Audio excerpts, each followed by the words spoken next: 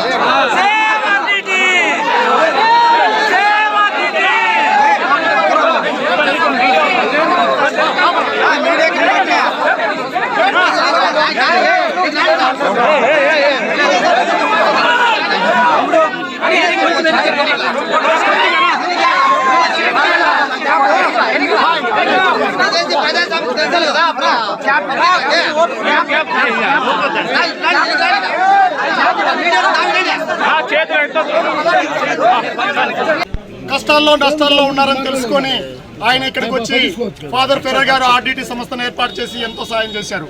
ప్రజలకు ఎంత సాయం చేశాడనేది నాకంటే కూడా మీకే బాగా తెలుసు। అలాంటి గొప్ప సంస్థకి కష్టము నష్టం వచ్చినప్పుడు రోడ్లు ఎక్కాలని నేను పిలుపునిచ్చాను పార్టీ తరఫున। నేను చెప్తున్నాను, చంద్రబాబు నాయుడు చెప్పే P4 ఏముందో నా P4 కూడా తెలుసుకోమని తెలియజేస్తున్నా।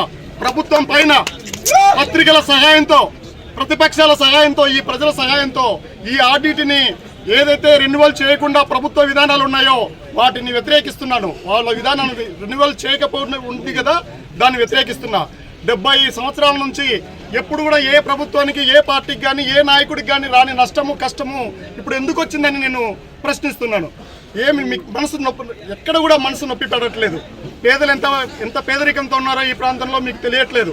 మీరు ఈ ప్రాంతాన్ని మీరు చిన్న చూపు చూస్తున్నారు, ఈ ప్రజల్ని చిన్న చూపు చూస్తున్నారు, ఈ పేదల్ని మీరు చిన్న చూపు చూస్తున్నారు। అందుకే నేను గట్టిగా తెలియజేస్తున్నా, ఒక చిన్న రెన్యువల్, మీ డ్రైవింగ్ లైసెన్స్ లాంటి రెన్యువల్, లేదంటే ఏదైనా ఫ్యాక్టరీ లాంటి రెన్యువల్, అంతేగాని కేంద్రం కానీ రాష్ట్రం కానీ ఒక రూపాయి ఇచ్చేది లేదు దాంట్లో। అట్లాంటి దాన్ని మీరు తీసుకురాలేకపోతున్నారంటే ఎంత చేతగాంతనం అనుకుంటున్నారు మీరు? మీకు ఇటు తిరిగి చూడడానికి కూడా వీళ్ళేనంతగా మెడ బలిసిపోయేంత బలాన్ని ఇచ్చారు మీకు, అన్ని ఓట్లు అన్ని సీట్లు ఇచ్చారు మీకు। మీరు పేదల పక్షాన తిరిగి చూడట్లేదు, ఈ ప్రాంతం పైన తిరిగి చూడట్లేదు। అందుకే నేను మరి ఒకసారి 15 రోజుల క్రితం ప్రకటించాను, మళ్ళీ ఈ రోజు వచ్చాను. బైక్ ర్యాలీ ఎంత సక్సెస్ అయిందంటే ఒక పాయింట్ ఆఫ్ టైంలో ఈ మండు టెండల్లో ఈ మే నెలలో 60 దాదాపు 6,000 బైకుల పైన వచ్చి ఉన్నారు. అందువల్ల ఇంత ఉద్యమం ఏదైతే ఉందో ఇది ప్రభుత్వం గుర్తుపెట్టుకొని రెన్యువల్ చేస్తే ఇంతటితో సమస్య పోతుంది. మేము కూడా పత్రికాముఖంగా ఖచ్చితంగా థ్యాంక్స్ చెప్తాం. లేదంటే జిల్లా వ్యాప్తంగా, రాష్ట్ర వ్యాప్తంగా, ఈవెన్ ఢిల్లీలో కూడా మేము చేసి తీరుతాం. ప్రజల పక్షాన, పేదల పక్షాన, ఈ ప్రాంతం పక్షాన, మా పార్టీ పక్షాన మేము తెలియజేస్తున్న ఈ విషయాన్ని. ఏం జరిగింది, ఏ గతి పట్టింది, ప్రజలకు సంబంధించినది ఏ పని అయితే ఉందో, పేదవాళ్ళకు సంబంధించినది ఏదైతే పని ఉందో, ఈ ప్రాంతం బాగుపడడానికి ఏదైతే పని ఉందో అందరూ కూడా ఇళ్ల నుంచి, వీధుల్లో నుంచి, గ్రామాల నుంచి, మండలాల నుంచి బయటకు వచ్చిన రోజు ప్రభుత్వం వచ్చి చేస్తుంది. పత్రికలుగా మీరు మాకు సాయం చేయండి. ఎందుకంటే ప్రజాస్వామ్యంలో మీరు మూల స్తంభాలు, 4వ స్తంభం మీరే. అలాగే ప్రతిపక్షాలు ఏ పార్టీ వాళ్ళైనా సరే ఖాళీగా ఉండకండి. ముఖ్యంగా ప్రజల్లో కృతజ్ఞత ఉండాలా. ఆర్డీటీ నుంచి తీసుకున్న తర్వాత తిరిగి రుణం తీర్చాల్సిన సమయం వచ్చింది. మనల్ని డబ్బులు అడగట్లేదు, వాళ్ళు వచ్చి ఒక గొంతు ఇవ్వమని అడుగుతున్నారు.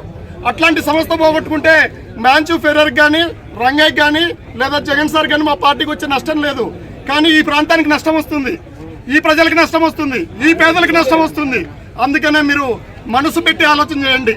వాళ్ళు ఎప్పుడెప్పుడు మీకు సాయం చేశారు, మీ ప్లేట్లో అన్నమైనారు, మీ పొలంలో విత్తనాలైనారు, ఎరువులైనారు, మీ ఆరోగ్యం బాగాలేకపోతే బిల్లులైనారు. వాళ్ళు అట్లాంటి వాళ్ళని పోగొట్టుకుంటే మనకు కృతజ్ఞత లేదనిపిస్తుంది. అందువల్ల మీరు నిలబడండి. నిలబడాల్సిన సమయం వచ్చింది. ఒకవేళ మీరు నిలబడకపోతే ఈ చరిత్ర మిమ్మల్ని క్షమించదు, నన్ను కూడా క్షమించదు. సమన్వయకర్తగా, ఒక ప్రధాన ప్రతిపక్షానికి నాయకుడిగా నేను పిలుపునిచ్చాను. మా వాళ్ళు అందరూ అందుకున్నారు. వాళ్ళకి నేను శిరస్సు ఉంచి నమస్కారాలు తెలియజేస్తున్నాను. ఎంతో ఓపికతో జిల్లా అధ్యక్షుడు కానీ చైర్పర్సన్